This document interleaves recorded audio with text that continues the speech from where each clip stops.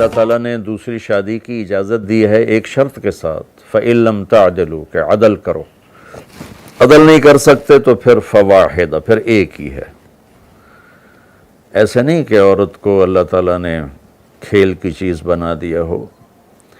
جس آدمی نے 2 شادیاں کیں یا 3 کیں یا 4 کیں اور اس نے بیویوں میں عدل نہ کیا، وہ رات میں تہجد پڑھتا رہے، دن میں روزے رکھتا رہے، تو قیامت کے دن فالج کے ساتھ اٹھے گا، اس کی ایک سائیڈ پوری اس پر فالج ہوگا۔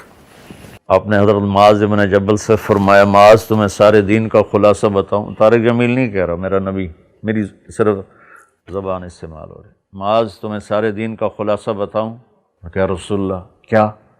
تو آپ نے زبان باہر نکال کے اس کو پکڑا،